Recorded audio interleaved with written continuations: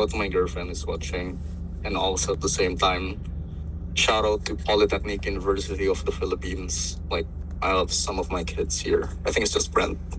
And also shout out to Ayan. I'm not quite sure why you're still watching, but yeah. As you can see, I'm sick right now. So, really glad that we reached finals despite this condition. So, starting my speech in the next word. States prevent attacks not by being passive, but by making the cost of aggression clearly higher than all of its benefit. I think many of the teams, even CO, missed why UAE is being attacked right now.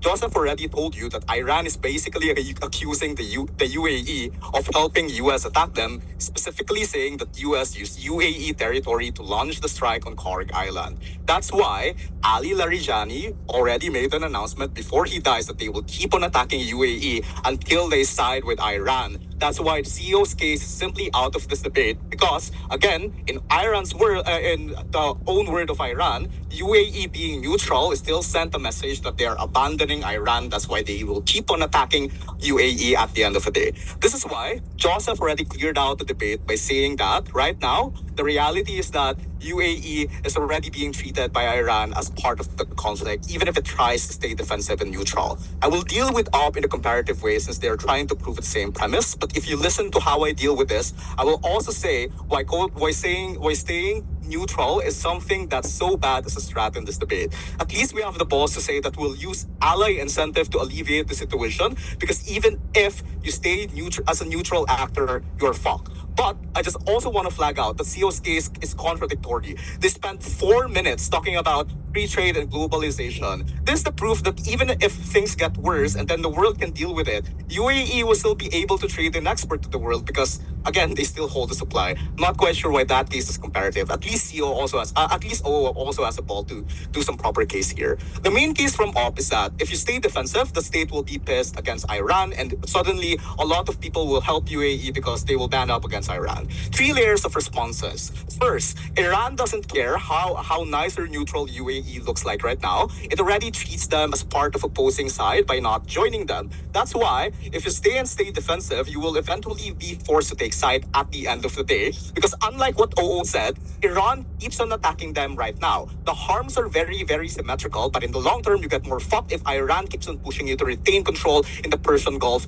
And also at the same time, in the short term, you also get no alleviation from all of the situation. But they claim that being offensive in nature also allows Iran to be more aggressive and target UAE more. This is how I will deal with this in the extent. One, this does not change at all because Iran will keep on attacking UAE anyways because there are a lot of US bases on Persian Gulf. Also, comparatively, this does not erase the extent of Iran's attacks simply because they need to keep on pressuring UAE to take side. They need to control the Persian Gulf. And third, I really don't think that this argument is true. Simple logistic push. If they are already fighting Israel and USA, and at the same time, you get our counterfactual of UAE being offensive in nature, it increases the cost to Iran because they need to fight more states in this situation. Which means that, in our counterfactual, opening another active front or facing stronger resistance from UAE forces Iran to reallocate resources and divide attention, and this increases the risk of overextension across multiple theaters.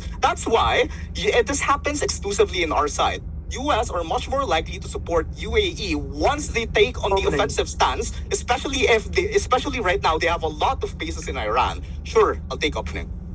Why is Iran more likely to keep attacking UAE long-term and neutral country rather than Israel, who's actively bombing it, take small victories within the war? Huh? Like literally, if you have a lot of people attacking your state, you are more incentivized to reconciliation because you cannot take the pressure from all of the states attacking you. That's why you alleviate all of the situation of being escalated. That's why you only get the exclusive benefit of US helping you, and also at the same time Iran attacking less because you logistically push them in this side of situation. This is why Joseph's first attack is crucial, because the strategy that we have proposed means that the marginal benefit of attacking UAE drops. Especially right now, they will face a lot of marginal costs that will rise since UAE in itself will be offensive in nature, which is exactly what deterrence is supposed to achieve. This is why you get lesser and lesser means in general for Iran to keep on hostage Persian Gulf, where the Strait of Hormuz is situated. That is the link of our comparative from time to time, but even CEO seems to disengage from this. Really, that's a weird case. At the same time, a lot of the top half concerns are value neutral. Like, how will Iran react? How will optics be affected? What happens to the investors? All of this, by the way, happens on the status quo, which is a defensive stance. This is precisely the reason why reducing Iran's utility to attack is a decisive factor for the comparative here in the debate. We're the only side that actually changes Iran's cost-benefit calculation to our counterfactual because we are the only one who meta built this. In the current multi-front conflict, Iran is already stretched across different theaters, and adding resistance from UAE then further increases its burden and risk of overextension, which is something that cannot happen when you remain defensive in nature. The case of quote-unquote diplomatic support of OO is something that happens or something that remains unproven at this point. Like, one, how are they going to support you if you want to stay in neutral? And two, how are they going to support you if you don't have a signal to US to use their bases in your country to attack Iran in the first place? Like, I'm not quite sure why that case is true. That is something that just fly out within this debate.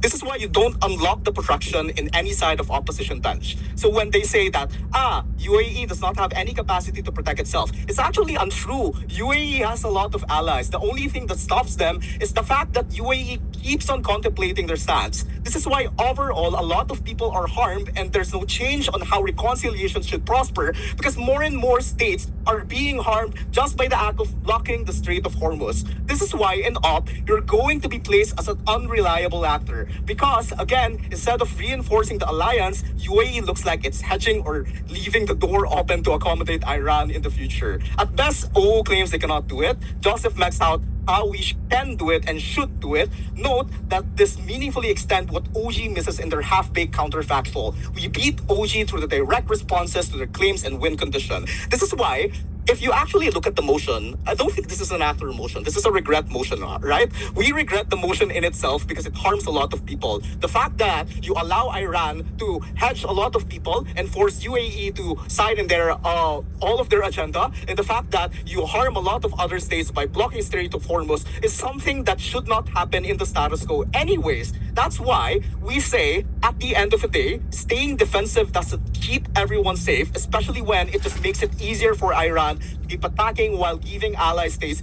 fewer reasons to fully step in. So in order for you to unlock the benefit that we have mentioned, to stop Iran with whatever they're doing right now and force this conflict into reconciliation, you need to protect your own dignity and protect your own state at the very end of the day. Very proud to propose.